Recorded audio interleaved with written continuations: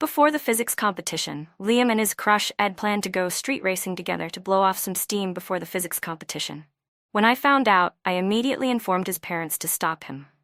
The next day, the news spread all over the internet. Breaking: high school students engage in illegal late-night racing, 2 dead, 1 seriously injured. Emma was one of the casualties. Liam didn't blame me. In fact, years later, he even got down on one knee and proposed to me. But on the day of our wedding, the brakes on the wedding car failed. As I lay in a pool of blood, I reached out to him, but he only smiled and asked, "So, do you finally know what it feels like to be trapped at the scene of a car crash, waiting to die?" Terror filled my eyes. But then I heard his voice, trembling with suppressed rage. "Does it hurt? Emma was only 18. You lived 10 years longer than she did." I died in despair and became nothing more than a wandering soul. After that, I watched Ethan cry and put on a show of grief and deep affection. I saw my parents mentally collapse over my death. Ethan used the opportunity to gain their trust, gradually taking control of my family's business. He manipulated them while they were mourning, stripping my company of all its assets. In the end, he even drove my parents to commit suicide. After everything was done, he sat in front of Emma Carter's grave, holding a bottle of liquor, and murmured, "I've avenged you." I laughed, and then I cried. So, all the years we spent growing up together meant nothing compared to a girl who had only been in his life for 1 year. If I had another chance, I would never interfere in his life again. When I opened my eyes, I had returned to that night in Riverdale. The night Liam was about to go street racing in the mountains for Emma. I was holding on to his arm, trying to stop him. "Whether I go or not has nothing to do with you. Stop meddling in my business," Liam said impatiently. I saw the irritation in his eyes and felt a moment of panic. In my past life, I only knew that racing on an unfamiliar mountain road was dangerous. That's why I kept trying to stop him. I even told his parents, making such a big scene that they had to intervene. Only after his father and mother threatened him did he give up on racing that night. The next day, the news reported that a group of students had died in a racing accident on that very mountain. Back then, I had been relieved that I had stopped Liam. But I never expected that my actions that night would push me into the abyss. Thinking of this, I let go of his arm. "Fine.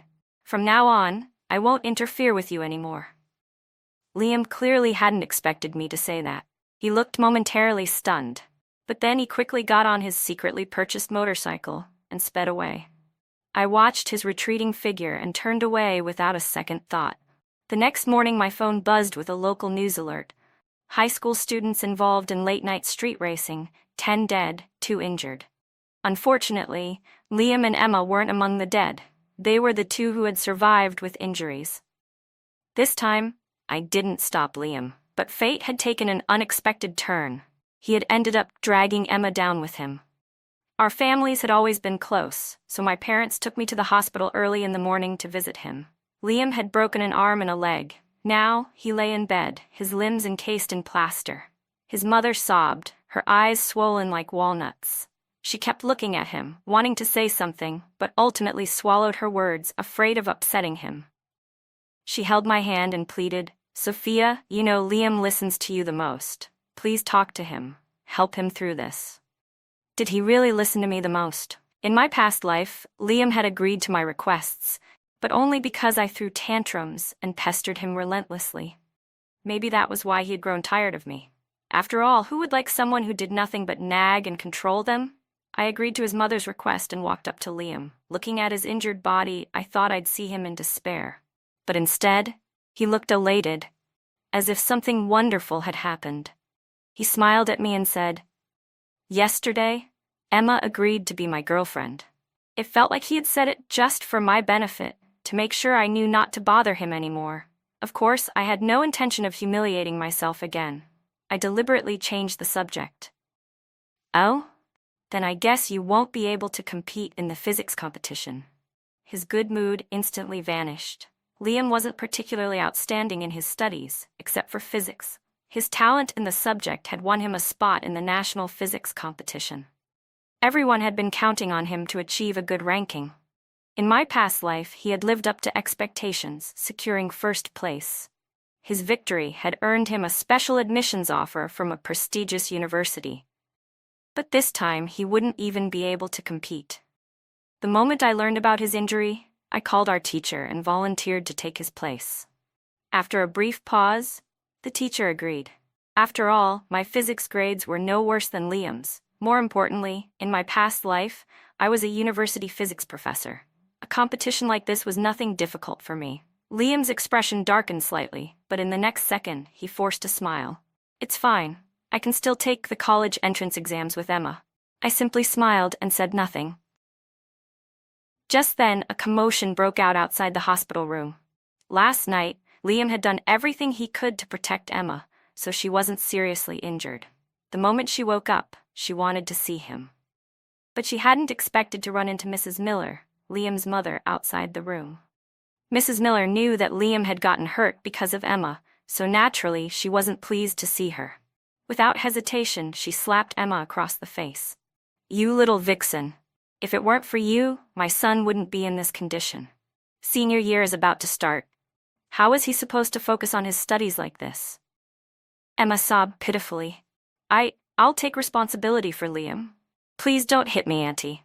A hospital room door stood between them, but Emma's soft, trembling voice carried through, making her sound helpless and fragile, perfectly fitting the image of an innocent, delicate girl. Liam immediately panicked. He tried to get out of bed, but with his injuries, he lost his balance and crashed to the floor with a loud thud.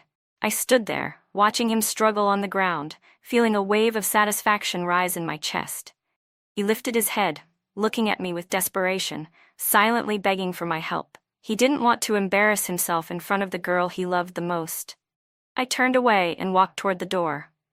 Then, in a loud voice, I said, "Mrs. Miller, Liam heard you hitting someone and got so agitated that he fell out of bed." A crowd had already gathered outside, eager to watch the drama unfold. As soon as I opened the door, everyone turned their attention to the room. There, on the floor, was Liam, sprawled out, unable to get up. The looks in their eyes varied, some mocking, some pitying. The Millers were nouveau rich, and Mrs. Miller had put in a lot of effort to groom Liam into someone worthy of high society.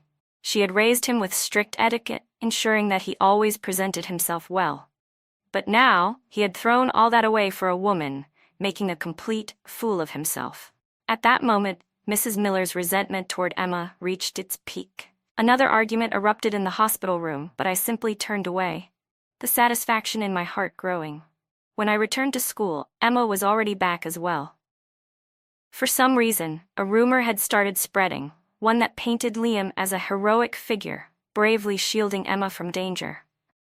Before long, the story became a hot topic among the seniors, a much-needed distraction from their stressful studies. "Liam is incredible. He's just like the male lead in a novel, pushing the girl away and facing the danger alone. It's a shame he can't compete in the physics competition anymore. Yeah, but saving someone is really admirable." As they spoke, their gazes drifted toward me with pity. Everyone knew that Liam and I had grown up together. They assumed I must be devastated, but right now I only wanted to focus on my studies. I couldn't care less about their ridiculous drama. Nothing would stop me from getting into a good university. In my past life, I had always excelled in my studies. But right before the college entrance exams, Liam had asked me out, saying he wanted to help me relax. On the way, we ran into a gang of thugs. I was beaten and injured, my arm left bruised and swollen. Liam, however, walked away unharmed. Despite the pain, I forced myself to take the exam. But in the end, my scores were much lower than usual, and I couldn't get into my dream school, one of the country's top universities. Back then, I had been heartbroken, determined to retake the exams.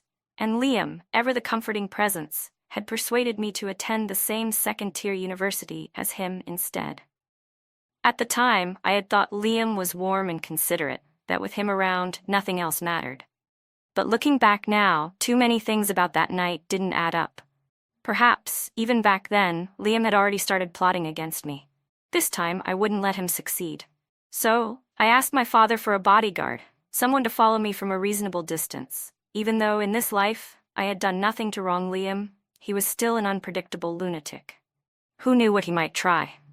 Having a bodyguard around gave me peace of mind. What I hadn't expected was that the first person my bodyguard had to deal with was Emma. After school, she cornered me near an alleyway. Before I could react, she grabbed my wrist and dragged me into a secluded spot. Several gang members were already waiting inside. She was dressed in a pure white dress, her long black hair cascading over her shoulders, a picture-perfect school goddess. But right now, she was leaning intimately against the leader of the gang, her expression sly. "Logan, this is Liam's little childhood sweetheart. I guarantee she's still a virgin. Ruin her for me, and then I'll finally be able to stay by Liam's side without interference. When I have money in the future, I won't forget you guys." I stared at them with indifference, as if looking at a pile of trash. In my past life, I had already known that Emma had inappropriate relationships with multiple men. She took pleasure in having different men around her, and Liam was just one of them. I had tried to tell him the truth, but all I got in return was his resentment. "Emma is already dead. Can you stop tarnishing her name?" From that moment on, I never mentioned Emma in front of him again. To Liam, she was simply a girl with a naturally good personality who attracted admiration. He never once realized her true nature. Emma smirked and reassured Logan, the gang leader, "Don't worry, her family isn't as powerful as Liam's. Even if something happens, I just need to act sweet with him, and he'll take care of it." I laughed. Emma was a fool. Liam's family may have been wealthy, but they were flashy and came from new money. Liam himself flaunted designer brands wherever he went. In contrast, my parents were discreet and humble in the way they conducted business, and I had inherited that from them. I never showed off. Yet, because of this, Emma had assumed I was weak and easy to bully. If we were to compare, Liam's family was nowhere near as powerful as mine. Otherwise, in my past life, he wouldn't have had to wait over 10 years before finally having the chance to take down my family. Under Emma's encouragement, Logan stepped forward, his eyes filled with lecherous intent. Just as he was about to reach for me, a sudden wail of agony filled the alleyway. His arm had been twisted backward by my bodyguard, and within seconds, he was pinned to the ground. Logan tried to scream, but one glance at the cold, merciless expression of my bodyguard sent terror through him. He immediately started begging for mercy. "It wasn't me. Emma made me do it. It was all her idea."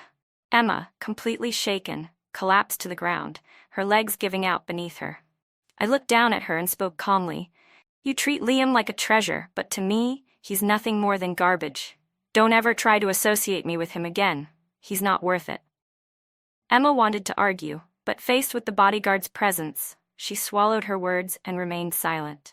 From that day forward, she never approached me again. Instead, she focused all her energy on Liam. Every day after school, she rushed straight to the hospital, staying by his side until late at night, tending to him with utmost devotion. Of course, while doing so, she also made sure to appear fragile and helpless, using the opportunity to ask Liam for money. Emma was well known in school for coming from a poor family. In the past, she had even earned the nickname Cafeteria Belle for helping serve food in the school canteen. So when she started asking Liam for money, he didn't even hesitate. He gave her as much as she wanted and told her to ask for more if it wasn't enough. From that point on, Emma's spending habits became increasingly extravagant. Soon, she had a group of followers trailing behind her. Those who had once mocked her for being poor now dared not say a word. They could only grumble in hushed voices. "So what if she's got Liam now? Does she really think she's special?" "Yeah, she's just using her body to get what she wants." That statement, however, wasn't entirely true. While Emma had indeed been involved with other men, she and Liam had always remained physically pure. Their relationship had never crossed any lines. As for the money, Liam gave it to her willingly. However, a high school student living in a hospital and spending money like water was bound to attract attention. When Mrs. Miller found out, she was furious. Her son had ended up in the hospital because of Emma, and now she had the audacity to take his money behind her back? Storming into the hospital room, she slapped Emma across the face without hesitation. Grabbing her by the hair, she rained down a series of blows. Emma, ever the delicate damsel in distress, didn't fight back. No matter how much Mrs. Miller hit her, she simply endured it with tear-filled eyes, playing the victim perfectly. Liam, seeing the woman he adored being mistreated, struggled to get out of bed and shielded Emma with his own body. He even threw harsh words at his own mother, defending Emma. That night, Liam and Emma ran away from the hospital together. The Miller household descended into chaos, sending out waves of people to search for them. When I got home, my parents were still talking about the situation. Liam always seemed like a good kid, my dad said, shaking his head. Who would have thought he'd cause such a mess over a girl? He's really rebellious. I interjected casually, maybe the two of them are truly in love. After all, in my past life, Liam had spent over a decade patiently waiting for the right moment to take revenge for Emma. If that wasn't true love, what was? My mom gave me a sharp look, as if worried that I was speaking this way because I had fallen for someone myself. Fearing that I'd end up acting as irrational as Liam, she immediately started lecturing me about the dangers of dating as a student. It was only after I repeatedly assured her that I wasn't interested in anyone that she finally dropped the topic. As time passed, the date of the physics competition arrived as scheduled. By the time I returned from the competition, Liam was back at school as well. Though he hadn't fully recovered, he showed up every day with Emma, faithfully pushing his wheelchair. A handsome guy, a beautiful girl, and a touching love story, it was only natural that people envied them.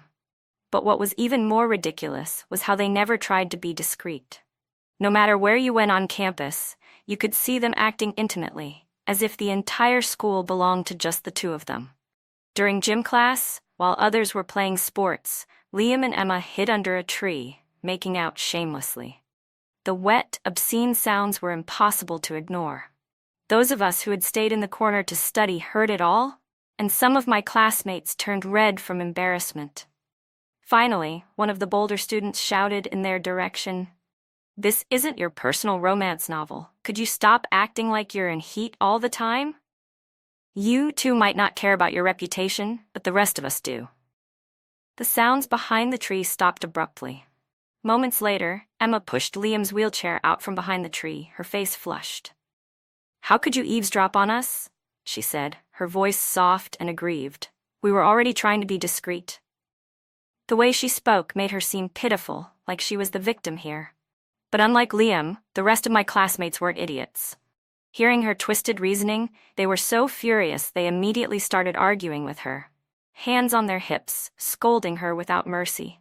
No matter how manipulative Emma could be, she was no match for an entire group of angry students. Liam, who always considered himself above petty arguments, wouldn't lower himself to bicker with them either. Instead, he glanced at me through the crowd. Over the years, we had developed an unspoken understanding. Without him saying a word, I knew he wanted me to help Emma out of this situation. What a joke. I wasn't about to wade into this mess. I ignored him completely, pretending I hadn't seen anything, and walked away without a word. In the end, Emma couldn't win the argument and had no choice but to push Liam's wheelchair and leave, defeated. But before long, the sharp voice of the disciplinary director rang out from a nearby corner. "What do you two think you're doing? Call your parents immediately." It turned out that after leaving, Liam had tried to comfort Emma with another round of kissing, only to be caught red-handed by the director. As the director marched them toward the office, he happened to pass by our group. Seeing us diligently studying even during gym class, he couldn't help but comment, "Look at these students. Even during PE, they're still focused on their studies. And then there's you two, hiding in corners, wasting time on nonsense. Being a student means putting your education first." After he left, the classmates he had just praised burst into laughter. "Who says youth has to be about romance? Even the director thinks we should focus on studying. Emma always calls us bookworms just because we actually do our work. But let's be honest, her grades aren't even good enough to keep up with our worst student." I couldn't help but chuckle too. Focusing on our studies was the right choice. Liam and Emma were called to the office, where their parents had to be notified. Coincidentally, I was already in the office at the time, discussing the details of my next physics competition with the teacher. That's how I ended up witnessing the scene firsthand. Liam stood protectively in front of Emma, gripping her wrist tightly with his uninjured hand like some kind of knight shielding his princess. His expression was unwavering as he declared to everyone present, "I love Emma. No one can separate us." I frowned deeply. At that moment, he reminded me of the man he would become 10 years later. In my past life, after taking over his family's business, Liam had managed to climb his way up the corporate ladder through sheer competence and determination. No one dared to mock the Millers for being nouveau rich anymore. At the time, many people in the business world had tried to curry favor with him, even sending women his way. But he had coldly rejected every single one of them. Liam didn't even bother keeping up the act anymore. He had completely torn off the facade. At that moment, he looked exactly like he had in my past life when he defied the mayor. Back then, I had thought he was passionate, someone I could rely on. But looking back now, maybe he had done all of that for Emma. Even though she had been dead for years, he had remained faithful to her memory. So all these years, in different ways, he had been mourning her. A sudden chill ran down my spine. I had truly been blind. All these years, I had been kept in the dark. At that moment, Emma stepped forward and spoke. "Mrs. Miller, do you really think you're blameless in all this? You've always had a strong need to control Liam. But he's a person, not a puppet for you to manipulate. Now he's just in a relationship, and you're already trying to suffocate him. Don't you think you're being too controlling?" Mrs. Miller turned to look at Liam. He averted his gaze, silently agreeing with Emma's words. Disappointment flashed across Mrs. Miller's face, and her body wavered slightly. I stepped forward to support her. She clutched my hand and burst into tears. "Nina, why aren't you the one with Liam? Why does it have to be her?" Because our families had always been close. The adults often joked about pairing Liam and me together. At some point, I had started to take those jokes seriously. That's why, when Emma appeared, I had always found ways to interfere between them, stubbornly believing that Liam and I were meant to be. But now, I knew I had been wrong. "Auntie, I only see Liam as an older brother. We could never be together, so please don't bring this up again." Liam's expression shifted in shock, clearly unable to understand why I was saying this. In his mind, I was the girl who always followed him around, always listened to him. The idea that I would now draw a clear boundary between us was something he had never expected. Emma, on the other hand, laughed. "Liam, did you hear that? She's been distancing herself from you ever since you got injured. She looks down on you. Now, I'm the only one left who truly cares about you." She watched as Liam's expression darkened, then turned to me, her face filled with triumph. "You better remember what you just said. Don't come crawling back to him later." Was there something wrong with her brain? How many times did I have to say that I had nothing to do with Liam? Did she not understand simple words? Just then, the office door swung open, and my father walked in, his face serious. "Who does Liam think he is that my daughter would waste her time on him?" The room fell into complete silence. I had forgotten my competition materials at home, and since my father had some free time, he had brought them to me. He hadn't expected to walk in on this mess. There was an undeniable authority in the way he carried himself. Liam instinctively took a step back, but Emma remained oblivious and pointed at me. "Everyone in school knows your daughter has been chasing after Liam. He belongs to me. You'd better keep her away from him." My father turned to me. I met his gaze and shook my head. In the past, I had truly liked Liam. But now I couldn't wait to push him into the abyss myself. Understanding my thoughts, my father's expression turned cold. "Keep your little girlfriend in check. I don't want to hear her saying things like this to Nina again." Liam obediently agreed. But Emma, completely lacking self-awareness, tried to argue. Before she could say another word, Liam cut her off sharply. Even if he wanted to keep her, he wouldn't dare act out in front of my father. Emma, however, mistook his reaction as him defending me and threw a tantrum. The two of them had a huge fight over it. When I got home that evening, my father was waiting for me in the living room. "The Miller family is struggling with cash flow issues. I have money. What do you think I should do?" I was stunned. In my past life, the Millers had also encountered financial trouble at this point. But back then, my father had helped them without hesitation, simply because of the bond between our families. This time, however, he was asking for my opinion. Perhaps everything that had happened recently had made him more cautious. I smiled at my father. Grandpa's biggest wish was to see you expand the family business. Now's the perfect time, isn't it? My father chuckled, patting my head. You've grown up. I was busy with my studies and didn't pay much attention to what my father was doing until Liam came looking for me. Just because I won't be with you, you had to make your family do this to us? He accused. According to him, my father's intervention had given business leaders who once hesitated due to the ties between our families the confidence to strike. Now the Miller family was crumbling under pressure. If you convince your father to help us, I'll consider being with you. I was speechless. No wonder Liam had fallen for Emma. Neither of them seemed to understand basic human decency. I had told him countless times that I didn't like him, but he acted as if he were deaf. He still deluded himself into believing I was deeply in love with him.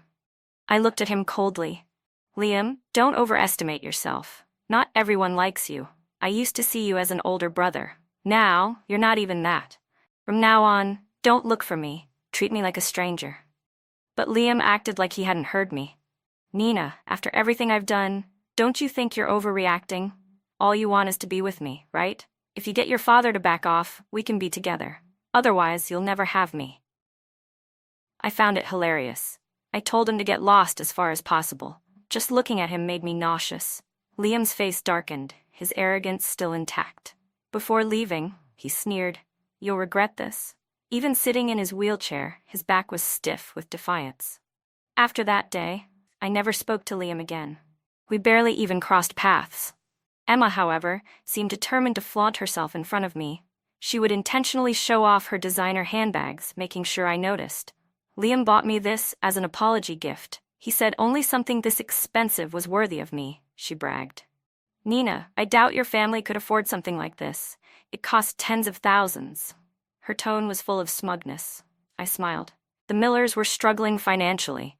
Yet Liam still had money to buy her expensive gifts. His love was truly deep. Since he was so devoted, I decided to give things a little push. During a casual conversation, I accidentally mentioned this to Mrs. Miller. When she found out Liam had been buying Emma luxury goods, she stormed into the classroom, grabbed Emma by the hair, and dragged her out. You little tramp. All you do is seduce my son and take his money. You have no shame.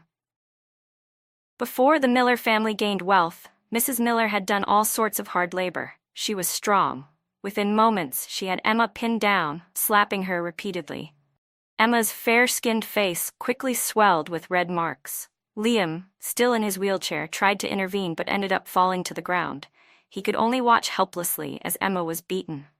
The commotion only stopped when Emma passed out. Later, I heard she had fainted because she was pregnant and had gotten too worked up. When I heard the news, my jaw nearly dropped. Pregnant? Impossible. Liam was infertile. In my past life, after we got married, a medical exam confirmed that he was sterile and could never have children. There was no mistake. There was only one possibility. The child wasn't his. I had assumed that once Emma got together with Liam, she would cut ties with her other lovers. I never expected her to be bold enough to get pregnant. After discovering her pregnancy, Emma insisted the baby was Liam's. She successfully moved into the Miller household. Rumors spread that the Millers valued the baby immensely, giving Emma the best food and care, treating her like a treasure. Liam even stopped going to school, staying home to take care of her. Our classmates were in awe. If I had a love like that, I wouldn't mind having a baby either. I heard they even plan to retake the college entrance exams together after the baby is born. Others scoffed. Skipping school to have a baby? How stupid can you be? I completely agreed. Getting caught up in romance was the worst mistake a student could make. Senior year was getting more intense and study sessions stretched later into the night. One evening, as I returned home late, I happened to overhear an argument between Liam and his mother in the courtyard. If it weren't for the fact that the men in this family have fertility issues, do you think I would have allowed her to stay? Mrs. Miller sneered. Once the baby is born, I'll send it away. She has no place in this family. Mom, you can't do that, Liam shouted. Besides, just because Dad had trouble conceiving doesn't mean I have the same problem. Emma and I will have more children in the future. She's going to be the mother of my kids. You can't kick her out. So, Liam still didn't know he was infertile. He was actually looking forward to the baby's arrival with excitement. I smirked. If he was so full of hope, wouldn't it be more devastating for him to learn the truth after the baby was born? Let him be happy for a little while longer. I focused on my studies, only occasionally hearing updates about their family through gossip. Apparently, Emma had completely dropped her innocent act. Now that she was carrying Liam's child, she ruled over the Miller household. If she couldn't sleep in the middle of the night, she would make sure the whole family stayed awake with her. If she craved something, Liam had to fetch it immediately, or she'd threaten him using the baby. The Miller family had been tormented endlessly. The next time I saw Liam, he looked exhausted, his whole demeanor drained. I ignored him and kept studying. Before long, the physics competition came to an end. I won first place, which meant my college entrance exam score would get a significant boost. With this advantage, I was sure I'd get into my dream university. That night after I received the award, Liam came to find me. I instinctively stepped back, keeping my distance. Liam let out a bitter laugh. Do we really have to be like this? I found it strange. Our relationship had already deteriorated beyond repair, yet he was still saying things like this. As I turned to leave, he stopped me. Nina, I had a dream. A dream? In it, I won first place in the competition. Did he regain memories from his past life? I stared at him intently before replying. Sounds like just a dream. You can't even hold a pen now. How are you going to take an exam? Liam fell silent. I walked away without looking back. From that day on, Liam started sending me text messages every day. He wrote about how he dreamed we went to the same university, how we dated, how he even proposed to me. I got so fed up that I blocked his number. I focused on studying. No way was I going to let that dog of a man disturb me. Whenever we crossed paths, Liam looked like he wanted to say something, his eyes filled with complicated emotions.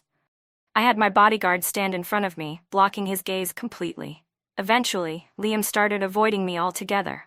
I figured that, in his dreams, he had probably seen everything he had done to me in our past life. Good. Without him pestering me, I could focus on studying. The days passed, and like every other senior, I buried myself in preparation for the college entrance exams, studying from early morning until late at night. The night before the exams, my mother, feeling sorry for how hard I had been working, insisted I go out for some fresh air with friends.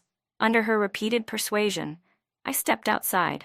But halfway down the road, I ran into the same thug who had injured my arm in my past life, right before my college exams.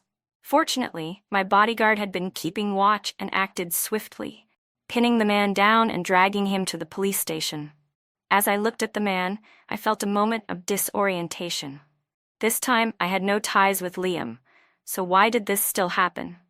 My bodyguard escorted me home safely. When my parents found out, they were so anxious they didn't sleep all night. The next morning, they personally took me to the exam hall, bringing extra bodyguards along to ensure nothing happened. Once the exams were over, I hired a private investigator. Ever since my rebirth, I had someone secretly investigating Emma.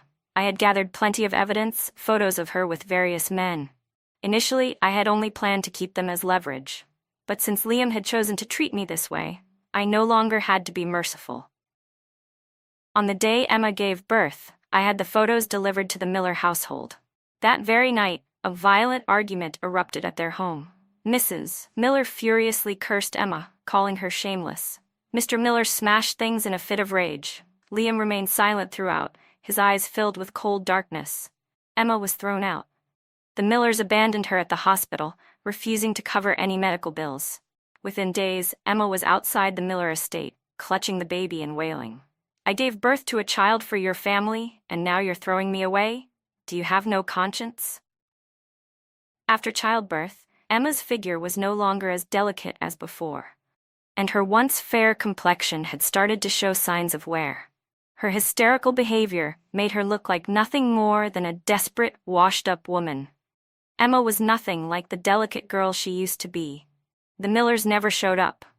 They let her stand outside under the scorching sun, completely ignoring her cries.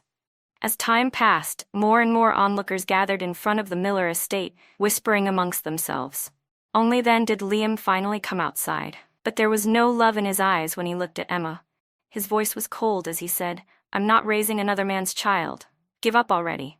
Emma burst into tears, trying to throw herself into his arms. "Liam, you can't say that. This is your child. You can't just abandon us." Liam, confident after the DNA test results, scoffed.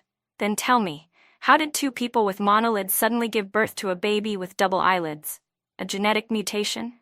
Emma had never been good at academics. She had no idea what he meant. All she knew was that she couldn't lose her grip on him. She'd been living comfortably in the Miller household, pampered and cared for. There was no way she wanted to go back to her impoverished life. Liam was her last lifeline, and she wasn't about to let go. "Are you regretting being with me? It's because of Nina, isn't it? You think I'm not as beautiful as her after having a child, and now you want her back, don't you?" Watching them from the crowd, I felt like I had just swallowed a fly. Both of them were completely delusional. I quietly stepped back, wanting nothing to do with their mess. Just then, someone in the crowd spoke up. "Miss, did you not pay attention in school? Two people with monolids can't have a baby with double eyelids. You should go find the real father instead." The crowd erupted into laughter. Emma's face turned red and then pale. No wonder the Millers had abandoned her in the hospital. They had already figured out the truth. Holding the baby tightly, she hurried away, too ashamed to even lift her head. I thought this would be the end of it. But then Liam came looking for me again. "Nina, I was wrong," he said. "I never expected Emma to be that kind of person. I can't believe I treated you like that because of her. Can you forgive me?" I frowned. Liam continued, "If only you had stopped me back then." This life had taken a completely different path from the previous one. Because I hadn't stopped him, Liam had gone from a golden boy with a bright future to a high school dropout. The child he had cared for so much turned out not to be his. Everything about him was different now. He had lost all of his previous arrogance. "Can we go back to how things were?" he asked. I didn't answer. Instead, I asked him, "Was it you who sent someone to break my arm before the college entrance exams?" Liam's eyes flickered, and he stammered, unable to give me a clear answer. I had him thrown out immediately. That summer, I joined my father's company. Using the knowledge from my past life, I stole key business deals from the Millers, accelerating their downfall. On the day the Millers declared bankruptcy, the police showed up with handcuffs, arresting Liam for intentional assault. The thug who had tried to attack me before my exams had confessed everything in prison. Liam's parents had already been crushed by their company's collapse, but his arrest was the final blow. Mrs. Miller completely lost her mind. One day, a car plowed into a young mother and child, running them over repeatedly. From the security footage, it was clear it was Mrs. Miller and Emma. I put down my phone and stopped paying attention to anything related to their family. They had nothing to do with me anymore. When summer ended, I entered my dream university. I got along well with my roommates, participating in all sorts of activities. During my free time, I worked at my father's company, where he praised my business instincts. He even started letting me handle the company's core operations. I couldn't help but think back to my past life. Because of one sentence from Liam, "A woman should have a stable job," I had chosen to become a university professor instead of joining the business world. Meanwhile, he had followed my father around, pretending to be capable and reliable, earning my father's trust. After my death, my father, devastated, handed everything over to Liam. That was why my family had collapsed so quickly. But this time, I used my knowledge of the future to enter emerging industries and made a fortune. Because of my success, many people watched my every move, following my investments, hoping to profit off my decisions. With my achievements came a growing number of admirers. One evening, while having dinner with one of my suitors, I spotted Liam. He was working as a busboy carrying plates at the restaurant. After serving time in prison, he couldn't find a decent job. When our eyes met, he froze, his grip slipping. The plates shattered on the floor. The restaurant owner stormed over and scolded him. Liam stood there numbly, silently taking the verbal abuse. "Do you know him?" my date asked. I shook my head. "No, let's go inside and eat." That was the last time I ever saw Liam. My vibrant, fulfilling life was only just beginning.